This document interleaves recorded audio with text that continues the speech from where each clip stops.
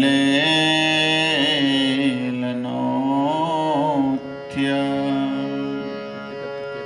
धन्यातिधन्यपवने न कृतार्थमानि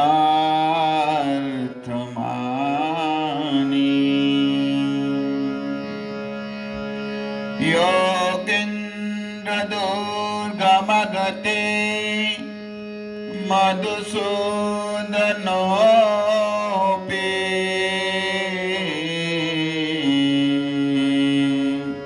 तस्या नमोऽस्तु विश्वभानु भुवो दिशेऽपि कृष्णाय वासुदेवाय हरये परमात्मने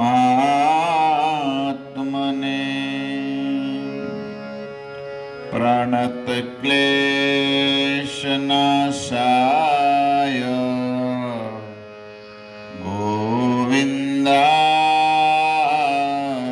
नमो नमः। नाम संकीर्तनं यस्य सर्वपाप प्रणाशनम् प्रणामो दुःखशमनं तं नमामि हरिपरम्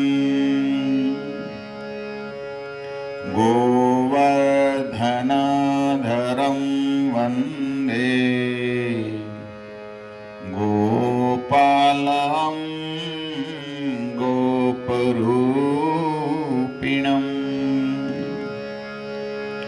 गोकुलस्सवमीशानं गोविन्दं गोपिकाप्रियं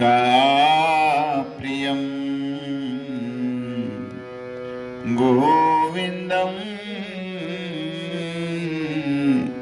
गोपिकाप्रियम् हरे कृष्णा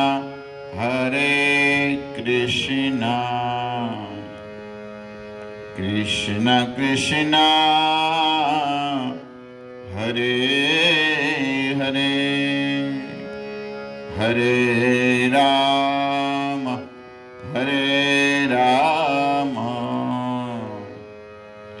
राम राम हरे हरे।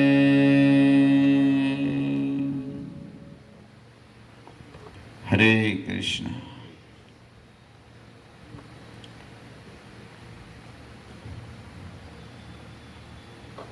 भगवान के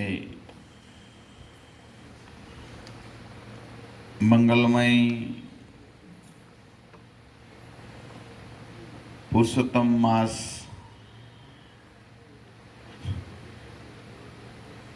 चालू है। भगवान कृपा निधान दया निधान बद्ध जीव के लिए 3 मास में 1 मास पुरुषोत्तम मास, 3 साल में एक बार भगवान पुरुषोत्तम मास बनकर आते हैं और हमारे जैसे बद्ध जीवों पर कृपा करते हैं। पुरुषोत्तम भगवान भी कृपालु है और जैसे भगवान इतने कृपालु है, भगवान श्रीमती राधा रानी के साथ जब प्रकट होते हैं तो राधा रानी कृष्ण से भी कृपालु है, क्योंकि माँ होती है, माँ में ज़्यादा वात्सल्य प्रेम होता है। कृष्ण परम पुरुष है, भगवान कृष्ण परम पुरुष है। इसलिए शुद्ध गोस्वामी कहते हैं, ऐसे परम पुरुष का हम जब गुणगान सुनते हैं तो शोक मोह भय सब चला जाता है। लेकिन प्रेम की बात करें, वात्सल्य की बात जब हम करें, ऐसे तो भगवान का नाम भी भक्त वत्सल ही है, लेकिन राधा रानी जितनी कृपालु दयालु है, यहाँ पर हमारे ठाकुर जी इस तौले पर कम है। राधा रानी बहुत कृपालु है। माँ होती है, माँ का शरण लेने से हमारा निश्चित उद्धार होता है। आप देखे है ना, जब भी कुछ बच्चे होते हैं, वो बच्चे को कुछ वस्तु चाहिए तब अपने पिताजी के पास पहले नहीं जाता है, वो माँ के पास जाता है। वो कहते हैं, पिताजी डांटते हैं, क्यों लिया ऐसा, क्यों लिया, तब वो माँ अपना बेटे का बच्चे का पक्ष लगे कहते हैं, ओ राघव भाई के लड़के ने घड़ी लिया था, इसने लिया था, हमारे से भी गरीब है तो भी ये बच्चे घड़ी पहनते, हमारा बच्चे क्यों नहीं पहने। पता है ना, स्वाभाविक माँ अपने बच्चे का पक्ष लेती है, स्वाभाविक है।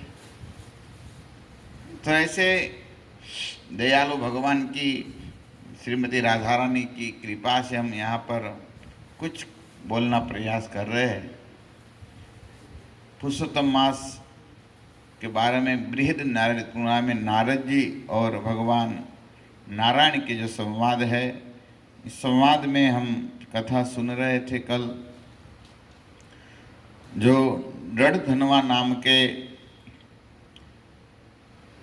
राजा पवित्र थे और वन में जंगल में जाके आए तो अपनी पत्नी गुणवती वो कहती है, अब क्यों नहीं बोलते हैं। तो यहाँ पर तब अचानक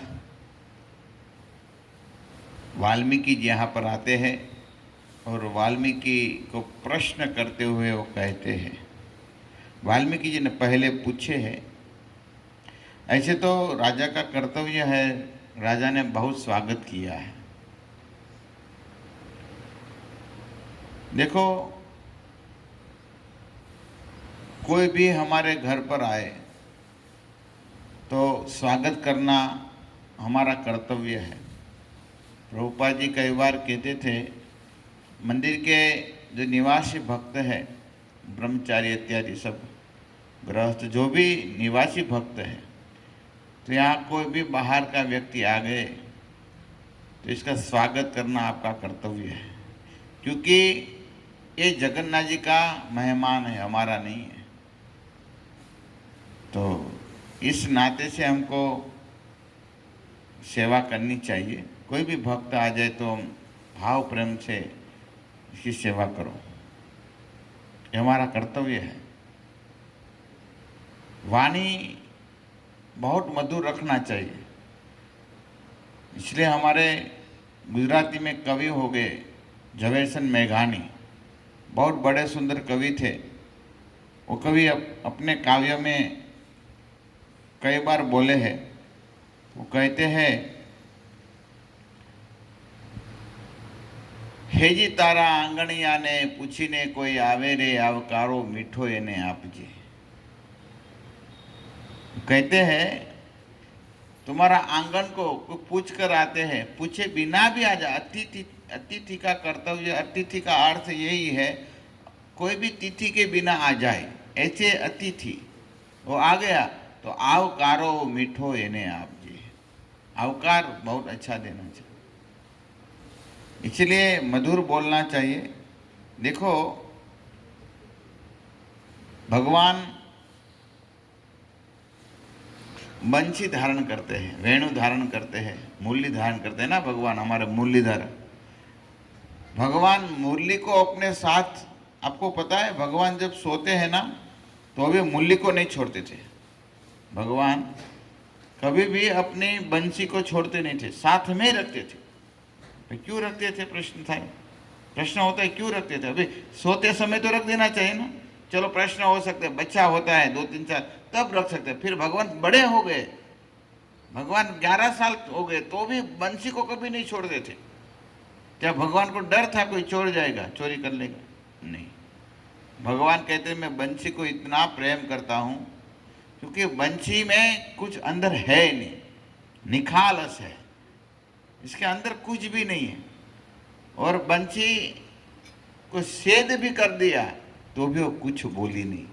भगवान कहते हैं बंसी को मैंने हृदय तोड़ दिया, बंसी का जो होता है ना हृदय, वो छेद कर दिया हृदय में तो भी वो कुछ नहीं मिलता। तृणादपि सुनी चैन। और बंसी जब बोलती है, इसको भी बुलाते हैं, कितना मधुर प्रेम से, चाहे गाय को बुलाए, गोपी को बुलाए, भगवान किसी को भी बुलाए। आप देखो बंसी जहां भी कोई ऐसा व्यक्ति नहीं होगा इसको बंसी की ध्वनि अच्छा न लगे। ऐसा कोई माइक लाल नहीं हुआ है जिसको बंसी का ध्वनि अच्छा न लगे।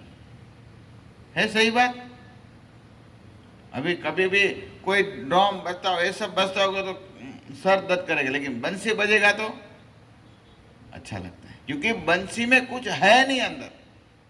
इसी तरह हम किसी के साथ जब बोलते हैं ना तब कुछ होना नहीं चाहिए, मतलब कपट द्वेष ईर्ष्या नहीं होना। ये बंसी हमको सिखा रही है। बंसी तू बड़ भागिनी, तूने कौन तपस्या की। एक संत कहते हैं एक बार सब गोपी मिलकर सब बंसी को कहने लगी, अरे बंसी, क्योंकि गोपी लोग सब जलती थी, द्वेष करती थी बंसी से। क्यों द्वेष करती थी? आध्यात्मिक द्वेष, ऐसा भौतिक द्वेष नहीं। ओके, आपका सौभाग्य कितना है भाई? क्या सौभाग्य है? तो क्या सौभाग्य ये है आप निरंतर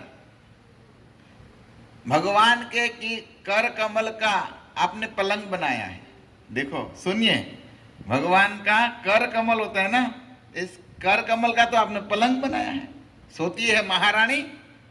इतना ही नहीं, जो राधा रानी को भी कभी कभी इस अद्रामित का आनंद नहीं मिलता है। जब राधा कृष्ण लीला करते हैं, जब रूठ जाती तो भगवान कभी कभी आनंद चुंबन नहीं देते हैं, लेकिन इस होठ का तूने तो तकिया बनाया है। जब वो बसता है तो तकिया कहाँ, इधर बनाते हैं, इधर भगवान का होठ का तो तकिया बनाया तूने। बंसी तू बड़ भागिनी, तूने कौन तपस्या की। श्याम सुंदर के करके पलंग बना है, श्याम सुंदर के अपने कर कमल का पलंग बना दिया है। और इतना ही नहीं, होठ का तकिया बना दिया है। अरे इतना तो नहीं, पलंग तो बना दिया है, लेकिन हे महारानी, जब तू ठग जाती है ना तब त्रिलोक के नाथ आपका पैर दबाते हैं। देखो भगवान श्री चरण दबाते हैं इसका। हाँ बजाते हैं ना, नहीं बजाते हैं? भगवान इसका चरण दबा रहे हैं। वाह, तब हम नहीं रह पाती है। इतना तो तक ठीक है, गोपी लोग कहती है इतने तक तो ठीक है, लेकिन हे महारानी, तुझे गर्मी होता है ना तो श्याम सुंदर का जो वाकड़िया बाल होता है कुंतलम, ऐसा हवा डालते। भगवान का मानो बाल हिलते ना तो मानो बंसी को हवा डालते। देखो कब हुआ भाई बंसी? तब मानो बंसी जलते, बंसी से वो जलते हुए वो कहते, तो फिर बंसी ने जवाब दे दिया, आप इतना मेरे से ईर्ष्या मत करो, द्वेष मत करो, क्योंकि देखो मैं जब खड़ी थी ना तो पहले मुझे मार दिया, जब खड़ी तो मुझे काट दिया, लेकिन मैं कुछ नहीं बोली। काटे तब तक कोई दिक्कत नहीं है। बंसी बोलती है मुझे काट दिया तब तक कोई दिक्कत नहीं है। फिर मेरा हृदय विरद कर दिया, मेरे हृदय में सेध कर दिया, तो भी मैं कुछ बोली नहीं। आज इसका प्रभाव है, इसलिए मैं श्याम सुंदर के कर कमल में बैठी हूं, सोती हूं, है ना। निष्कपट हो जाओ, बंसी हमको सिखा रही है। कभी भी कपट नहीं करना है, द्वेष नहीं करना है। जब बंसी के तरह हम बोलेंगे मीठे, इसलिए संत कहते हैं ना, और सुंदर कहते हैं, कोयल किससे लेत है, काग किसको देत। कोयल होती है, वो किसको कितना पैसा देती है भाई? कोयल किससे लेत है, काग किसको देत। ऐसे कुछ है ना। हाँ सॉरी, कोयल किसको लेत है, कोयल किसको लेते, काग किसको देत। कोयल किसी को पैसा थोड़ी ना लेती है। कोयल किससे लेत है तो भी मधुर बोलती है, और काग किसी का क्या ले लेता है तो भी। ऐसी वाणी बोली है, इसलिए कहते हैं मीठी वाणी बोलिए सबके हर लेत। कोयल इतनी मधुर बोलती है। कोयल काहो देत है, कागा किसको लेत। मीठी वाणी बोली है सबके मन हर लेत। कहने का अर्थ है, मैं दोहा थोड़ा मेरे पहले उल्टा हो गया। कोयल है वो किसी को भी देत नहीं है, कोई काग किसी भी लेत नहीं है, लेकिन इतनी मधुर वाणी बोलती है कोयल तो सब इसको प्रसन्न करते हैं। इसलिए कहते हैं ऐसी वाणी बोलिए मन का आपा खोई। ऐसी वाणी बोलिए, मन का आपा मतलब अहंकार, अहंकार छोड़कर बोलिए। औरन को शीतल करे आपहु शीतल होई। समझ में आया? औरन को शीतल करे, दूसरे को भी ठंडा करो, मतलब अच्छा लगे और खुद भी ठंडा हो भाई, शीतल हो। इसलिए मधुर बोलना चाहिए। घर पर कोई भी आ जाता है तो भाव से इसका स्वागत करो। मुझे याद है गांव में, मैं गांव में बड़ा हुआ तो मुझे थोड़ा याद है, जब कोई गांव का कोई व्यक्ति आ जाते तो भी इतना इसको स्वागत करते थे, अच्छी तरह बिठाते थे, सब लोग बात करते थे। ऐसा गांव गांव का व्यक्ति आते तो भी इसका अच्छी तरह स्वागत होता था। और आज का तो भाई अभी फोन आ गया, सब बातें ही खत्म हो गया। सब गुजराती में कहते हैं, वो भजन कवि कहते हैं कि तारो आंगणियाने पूछीने कोई आव्या कारो मीठो आपजे। इसमें कहते हैं केम तमे आया छो, आप क्यों आए हैं, थोड़ा प्रेम से पूछ लेने का। और ढोलजो ढाळीने એને બેસાડજે રે, એને માથું રે ધુણાવી હોકારો તું દેજે રે આવકારો મીઠો તું આપજે। गांव में जब आते तो चारपाई होता है ना, इस पर अच्छी तरह बिठाने का और पानी पिलाने का, फिर आराम से पूछने का आप क्यों, कुछ काम है, कैसे ऐसे ही आगे क्या काम है। और ज़्यादा से ऊंची आवाज़ से नहीं, थोड़ा मुंह हिलाकर जवाब दे देने का। अब बहुत सुंदर है, कवि ने काव्य लिखा है। लेकिन बात ये नहीं, यहाँ तो वो डट हनुमान ने बहुत सुंदर स्वागत किया है ऋषि मुनि का, करना चाहिए। संत भक्त जब हमारे घर पर आ गया तब हमारा समझो कई जन्म जन्म का पाप हर लेते हैं। संत जब प्रेम से हमारे घर आ जाता है ना तो हमारा घर पवित्र हो जाते, मंगल में हो जाता है। इसलिए तो रैदास जी कहते थे मेरा सौभाग्य है संत मेरे घर हर रोज आते हैं। संत आना चाहिए, हर रोज नियम बनाओ संत का। संत कोई आ जाए, कोई ब्राह्मण हमारे घर पर आ जाए, गृहस्थ का वही कर्तव्य है। कोई अच्छे ब्राह्मण आ गया, कोई साधु संत आ गया, प्रेम से इसको खिलाया, प्रेम से इसका स्वागत किया। वो कुछ लेने नहीं आता है, वो देने आता है। संत भक्त आते हैं ना, वो हमारी ऐसी अभी भावना हो गई है, संत साधु आ गए तो लेने आया है, ऐसा नहीं है। वो देने आया है भाई। क्या देने आए? भगवान को देने आए। और ले जाते हैं तो आपका पाप ताप जो होते हैं ना वो सब लेके जाते हैं और आपको छोखा कर कर जाते हैं, आपको शुद्ध पवित्र बना कर जाता है। ये प्रभाव है साधु संत का। वाल्मीकि जैसे ऋषि आए हैं, बहुत प्रेम से सेवा किया है। और फिर ऋषि ने भी कहा है, बोलिए कुछ आपका कोई प्रश्न है क्या है? आप ठीक ठाक तो है ना? आपका सातों किला ठीक है ना? राजा के पास 7 किला होता है। अभी ये वर्णन भागवत में भी है, अंगिरा ऋषि जब चित्रकेतु महाराज के पास गए तब वो कथा आई, इसमें 7 किला का वर्णन आप पढ़ सकते हैं। तो ये होता है, राजा के पूछा है कैसे आप, सब ठीक है। तब राजा बोले, हे गुरुवर्य, आपकी कृपा से बहुत ठीक है, अच्छा चल रहा है, लेकिन इसके मन में एक क्षोभ था। देखो, ये डर धनवा के पूर्व जन्म की कथा चल रही, सबको पहले अभी बताएंगे कि आप कौन थे, क्या थे। डर धनवा ने अभी इसी तरह स्वागत किया है। तब बोले, आप इतना शोकातुर क्यों है? तब कहते हैं राजा, देखो महाराज, आप सबकी अच्छी कृपा है, सब कुछ ठीक है, लेकिन एक बार मैं जंगल में गया तो एक सूक ने मुझे कहे, आपका आत्मा का कल्याण करो। ये मनुष्य शरीर मिला है तो आत्मा का कल्याण करना चाहिए। तो बस आपके चरणों में मैं चाहता हूँ, मेरा आत्मा का कल्याण कैसे हो, इस संसार में कैसे पार करूँ, और मेरे हृदय में वो सुख कौन है, कौन सुख ने क्यों मुझे उपदेश दिया, मैं पूर्व जन्म का क्या मुझे पाप है, पूर्व जन्म का क्या मेरा अच्छा कार्य है, आज मुझे राजा में बना हूँ, वो सब मुझे बताइए। देखो, कोई संत भक्त आता है ना, तब हमको ऐसा ही करना चाहिए।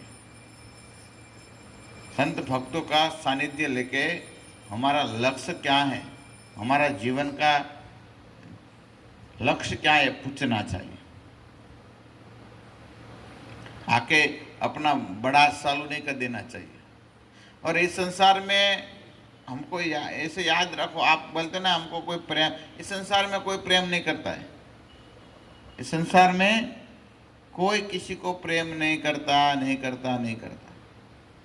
ये सब स्वार्थ लागी करे सब प्रीति, स्वार्थ भरा हुआ है, यहाँ प्रेम कुछ है ही नहीं।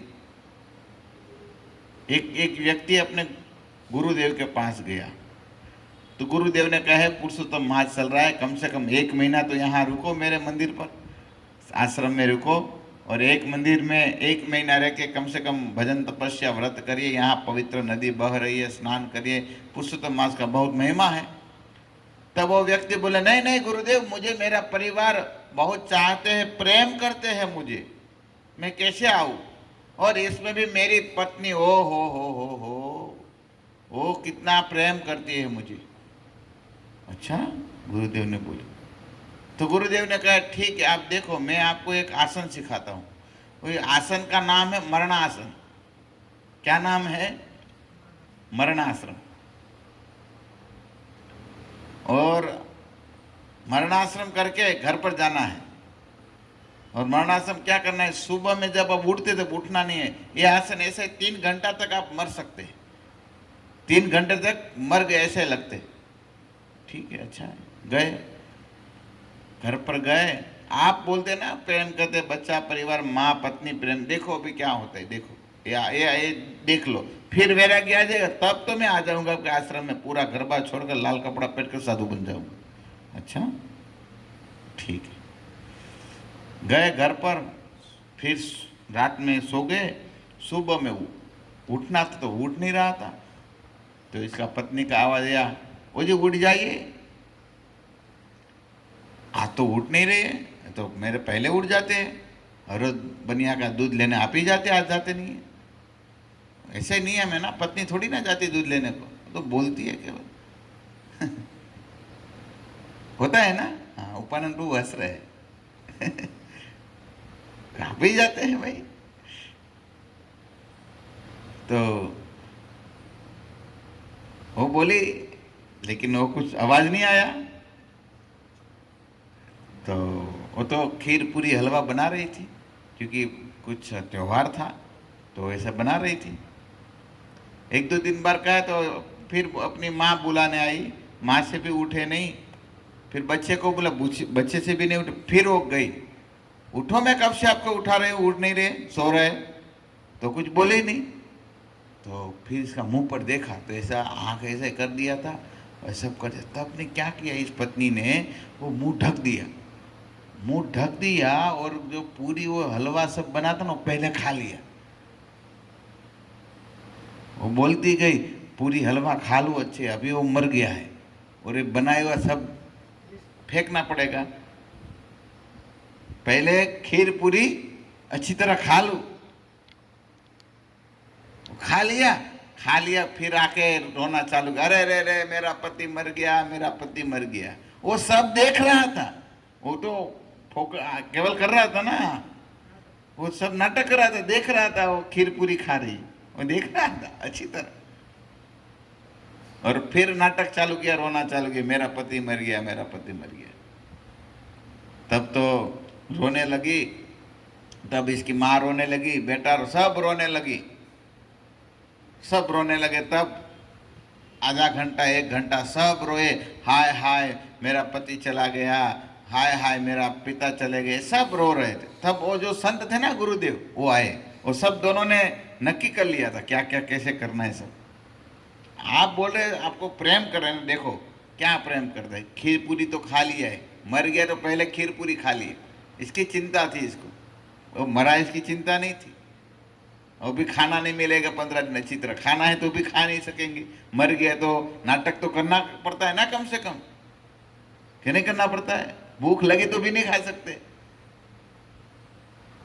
तो फिर क्या किया, ऐसा हुआ तो गुरुदेव आ गए, गुरुदेव आए तो वो चालन पकड़ा, अरे गुरुदेव हमारे पति का रक्षा करे, मेरे पिता की रक्षा करे, मेरे बेटे की रक्षा करे, सब बोलने लगे। तब गुरुदेव बोले ठीक है देखने दो मुझे।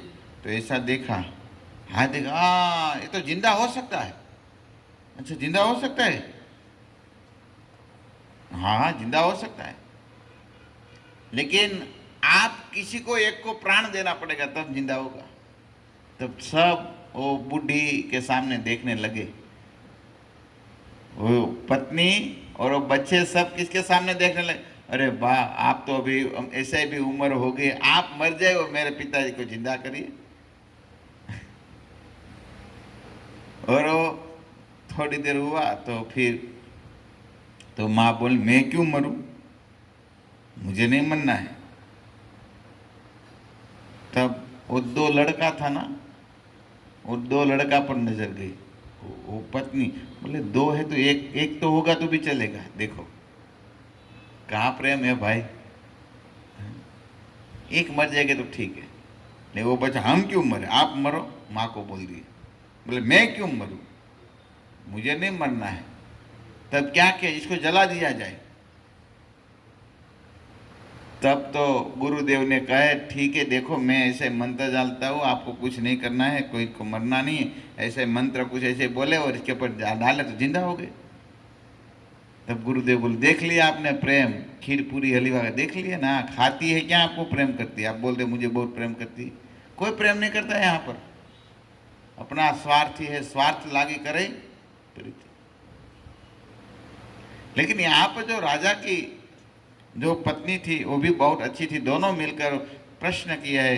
तब गुरुदेव वाल्मीकि जी कहने लगे, देखो आप पूर्व जन्म में, वाल्मीकि जी कहने लगे आप पूर्व जन्म में एक बड़े अच्छे ऋषि कुमार थे। कहने लगे आप पूर्व जन्म का मैं विद्या सुनाता हूँ, आप द्रविड़ देश के ताम्रपणी नदी के तट पर निवास करते थे और आपका नाम तब सुदेव था। देखो ये कथा है ना, ये पुरुषोत्तम मास की कथा है, ये कोई दूसरी कथा नहीं है, याद रखने का है। जो मैं यहाँ वर्णन कर रहा हूँ ना, पुरुषोत्तम मास की कथा कह रहा हूँ। बृहद नारायण पुराण में जो नारद जी और नारायण का संवाद है, तो कह रहे पूर्व जन्म में ताम्रपणी नाम की जो नदी थी, ताम्रपणी, इस तट पर रहते थे, आपका सुदेव नाम था, पवित्र धार्मिक आप ब्राह्मण कुमार थे। और तब जो आपके पास जो आपकी पत्नी है वो गौतम ऋषि की पुत्री गौतमी थी। अब वो पवित्र इतिहास है भाई, कोई साधारण इतिहास नहीं है। तो तब की बात है, ऐसा हुआ आपकी उम्र दोनों की हो गई लेकिन पुत्र नहीं हुआ, तो पुत्र के शोकातुर होकर आप बहुत व्यर्थ दुखी हो गए थे। आप बोलने लगे, एक दिन आपकी पत्नी गौतमी को बोलने लगे, सुदेव देखो अभी डढ़नवा का कथा बड़ा पूर्व जन्म में सुदेव नाम के ब्राह्मण थे, और आपकी जो गुणवती जो नाम की जो पत्नी है वो पूर्व जन्म में कौन थे? गौतमी नाम की गौतम ऋषि की कन्या थी, और आपके साथ इसका पाणी ग्रहण हुआ था। और आप इतने प्रेम करते थे, तो पुत्र नहीं था तो दुखी थे।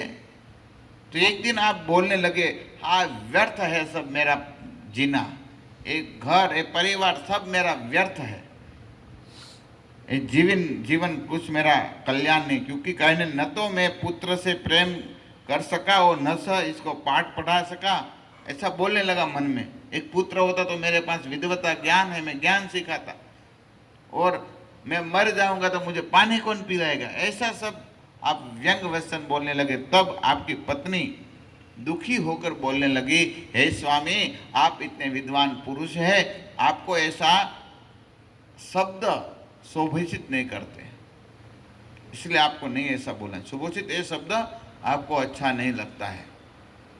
देखो इस संसार में आप कहते हैं पुत्र होते वो सुखी होता है, ऐसा नहीं है। तब वो कहने लगी, देखो पूर्व काल में चित्रकेतु नाम के राजा हो गए। चित्रकेतु नाम के राजा को अंगिरा जी ने एक पुत्र दिया था, लेकिन वो पुत्र जन्म के बाद 7-8 महीने का हुआ तो एक रानी ने जहर खिला दिया और मर गया। तो दुखी हो गया। चित्रकेतु मार की आप कथा सुने हुए, मैं विस्तार से नहीं कहूँगा। और दूसरा कहे, देखो अंग राजा हो गए, अंग राजा के एक पुत्र हुआ वैन, आप नाम सुने हैं ना, वो कितना कुपात्र पुत्र हुए। सब ऋषि मुनि को मारते थे, गाय को मारते थे, वो ब्राह्मणों को मारते थे, और जो चोरी करते थे गुंडा लोग इसको साथ में रखते थे। तो कुपात्र पुत्र हो, ऐसा पुत्र से क्या सुख मिलता है? आप जो बोलते हैं पुत्र से सुख होता है, वो बात मान्य नहीं होती है। महाभारत में एक कथा आती है, राजा सृजन्य। और सृजन्य नाम के जो राजा थे, वो राजा को पुत्र नहीं थे। तो एक बार नारद जी यहाँ पर गए और नारद जी को कहे, हे ऋषिवर आप कृपा करें मुझे पुत्र दीजिए। तब नारद जी बोले, आपको पुत्र की इतनी ज्ञानी है? नहीं, मुझे पुत्र चाहिए, मेरा राजपाट कौन संभालेगा, आप मुझे पुत्र दीजिए।